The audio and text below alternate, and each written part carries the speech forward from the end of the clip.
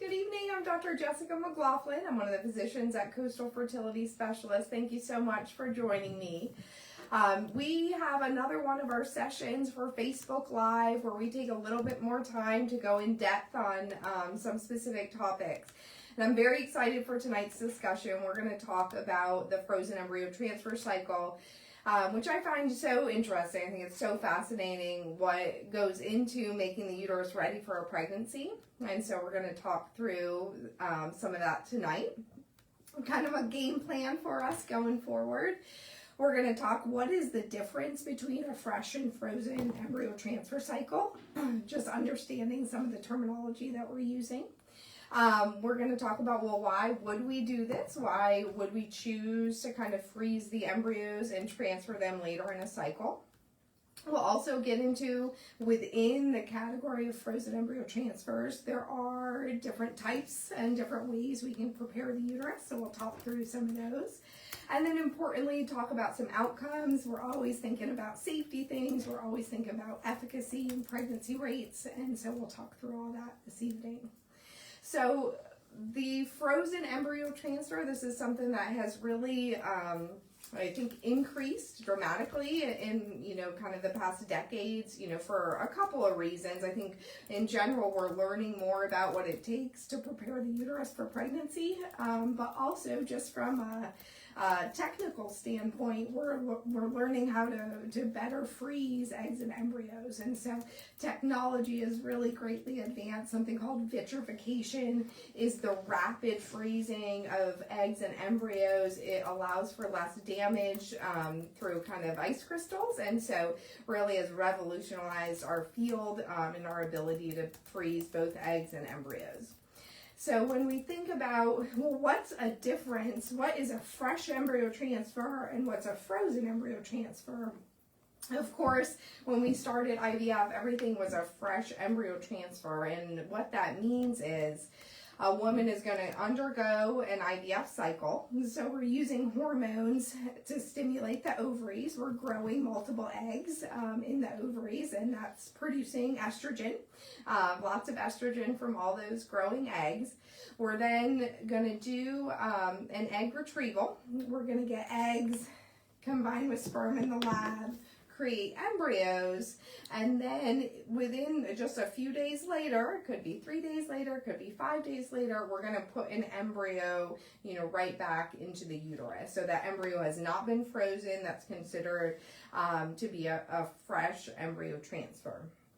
The difference between a frozen embryo transfer is that the IVF cycle and getting the eggs and the sperm and the embryos is totally separate from the transfer cycle. So during the frozen embryo transfer cycle, where a woman's going to undergo an IVF cycle, we're going to again give medicines to stimulate ovaries. We're going to go to egg retrieval. We're going to combine egg together with sperm in the lab.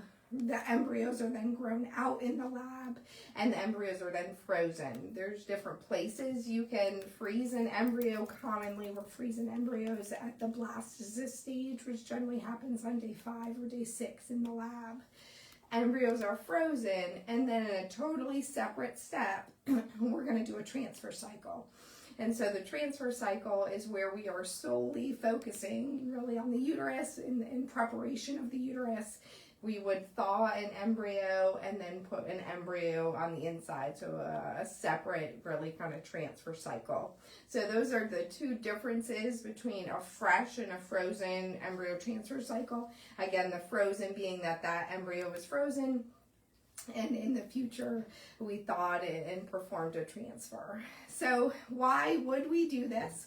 One of the reasons is really for actually a safety concern, and that's related to something called ovarian hyperstimulation syndrome.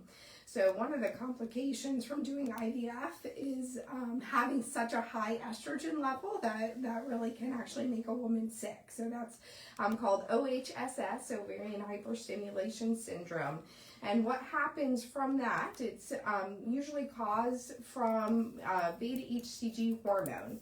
So when a woman's estrogen is really high and they get a trigger medicine called HCG, it can cause another substance in the body called VEGF to cause all these fluid shifts, and that can cause extra fluid in the belly. It can even mean extra fluid in the lungs, and it can cause electrolytes to be abnormal, and so it can be serious, rarely, but in the most extreme circumstances. And so the way that we get HCG in our system is either with a medicine that we use during IVF. The other option is we can use a Lupron trigger now, which is a great option.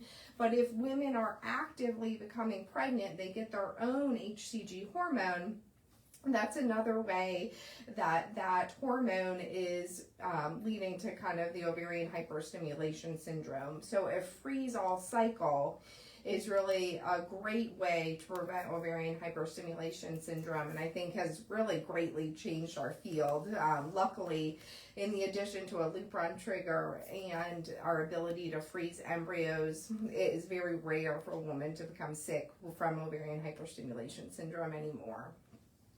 The other reason we think about freezing embryos is just thinking about, well, maybe there's something about the uterus that isn't quite ready for a transfer right now. So one example may be, we knew about it ahead of time, or we recently saw it in an ultrasound.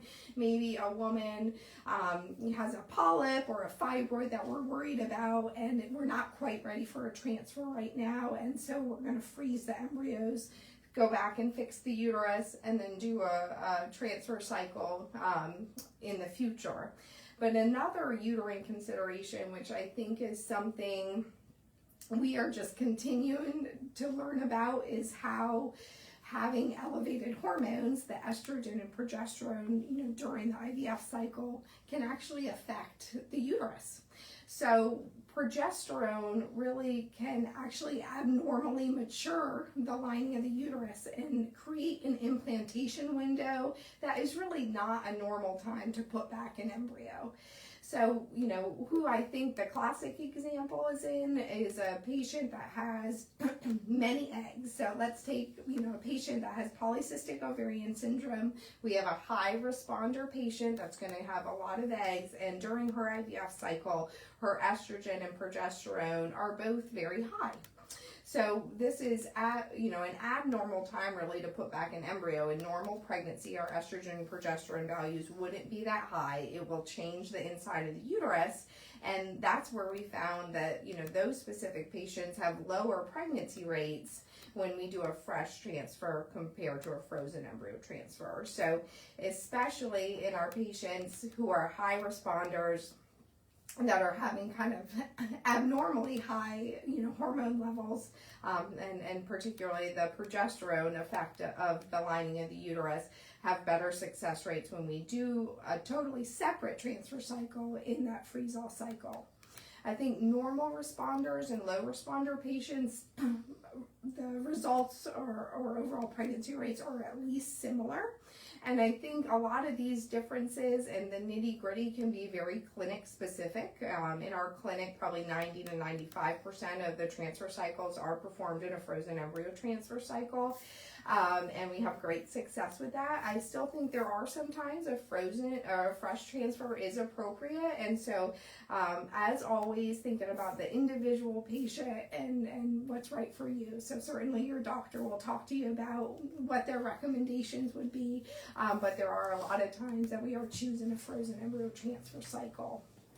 So actually within that category of frozen embryo transfer cycles, there's actually a lot of different types we could do. And it really comes down to what is important to set the stage for pregnancy. What do we need for an implantation window?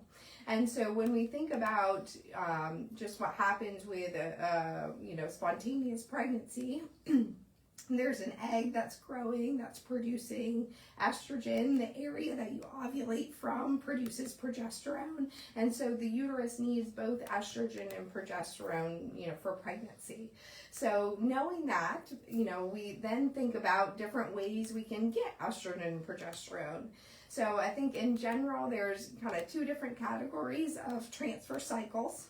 One is that I'm going to give you back estrogen and progesterone. So that is a hormone replacement cycle or a program cycle where you are going to take in estrogen and progesterone, different formulations. You can take oral estrogen or patch estrogen or vaginal estrogen. But the idea being I'm going to give estrogen to thicken the lining of the uterus.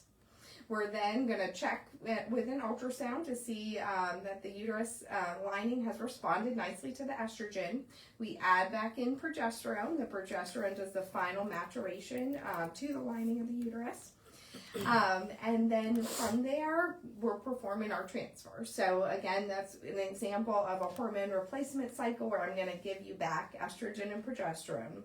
The other way to get estrogen and progesterone is you produce these hormones yourself. So this can either be done in a natural cycle or actually a stimulated cycle, but both of these, result, the idea comes from your body. If you form an egg, you're going to make your own estrogen.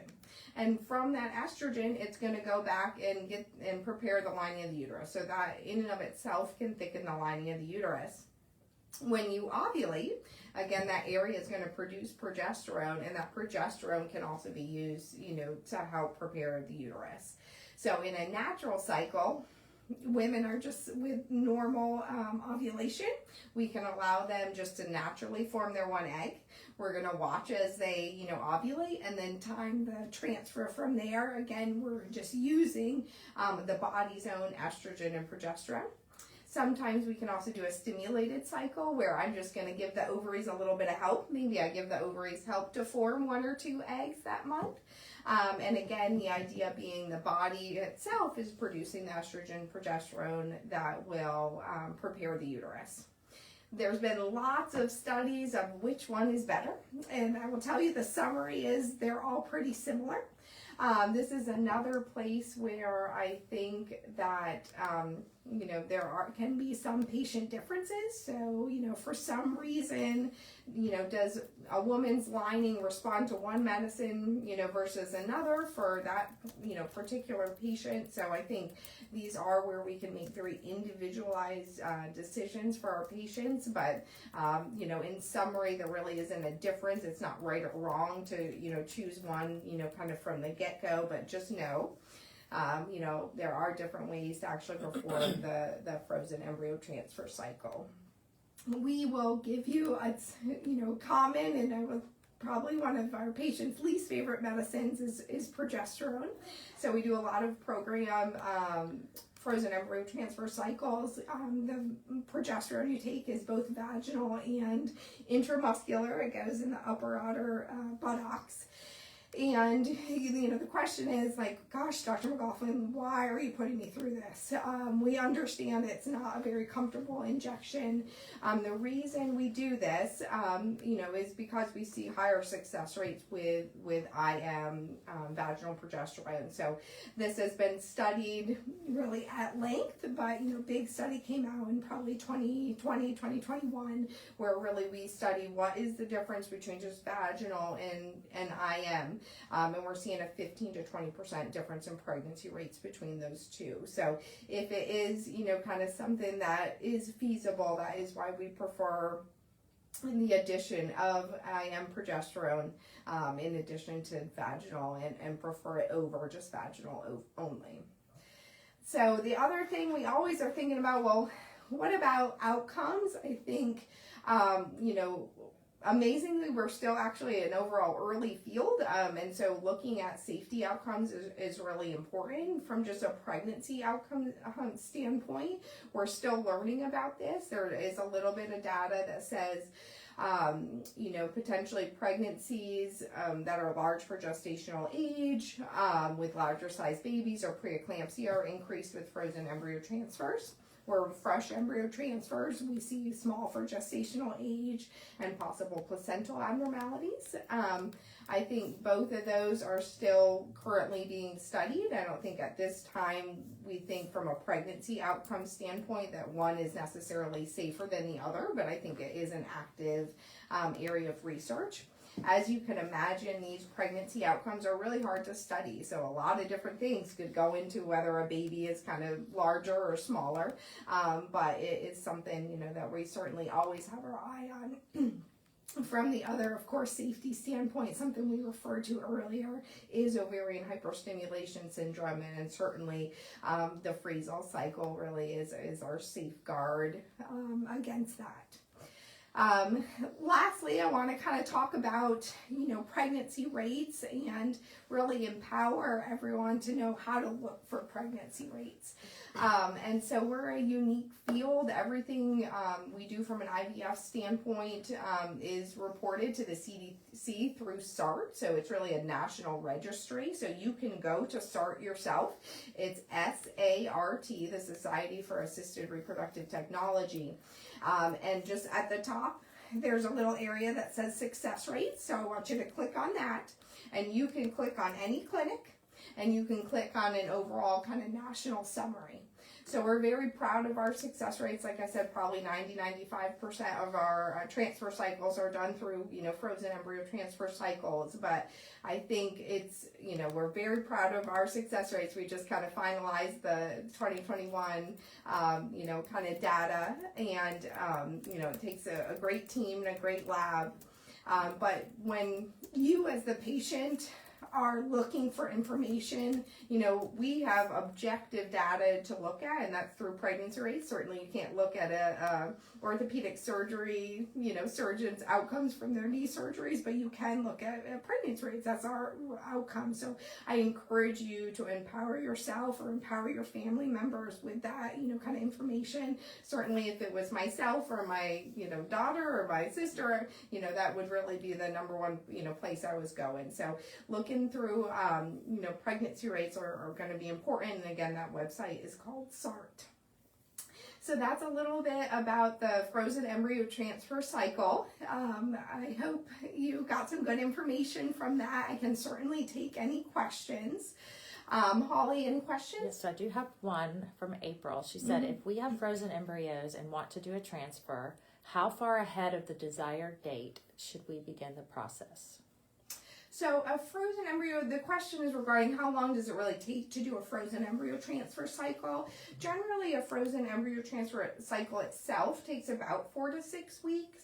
I think it just depends, you know, what, you know, is needed. Do we need to kind of update a look of the inside of the uterus? Do we need to update prenatal labs? So is there any additional evaluation we would need to do to kind of get ready for pregnancy? But the actual taking, for example, if we were doing a program cycle, taking the estrogen and progesterone, you know, generally kind of 4, 5, 6 weeks, somewhere in that time frame. I don't see any other questions. Okay. Did you want to talk about the cost or financing or anything? I don't know if that's important. I think the, you know, kind of other thing, you know, that I just want to end with is we really enjoy these, you know, kind of Facebook Lives. And I'd love to know, like, what other topics you guys want to talk about. So if there's a topic that you're dying, you know, to hear about, you can either, you know, kind of respond to us, you know, in the subtext just from, you know, kind of this post today, but you can message us on really kind of Facebook at any time if there's kind of a topic, you know, that you'd like to hear more about. We will certainly continue to do these. I think it's a very nice time to spend a little bit more in-depth detail, and I love that, you know, this is live, and if you guys are having questions, you can ask them on the spot, or if you want to watch this next month, you can. So I hope it's a good resource for you as well in the future. So if you don't have any more questions, I hope everyone has a wonderful holiday. We're, you know, you can find us online at Coastal Fertility Specialists, and we look forward to seeing you soon. Take care. Bye. I put that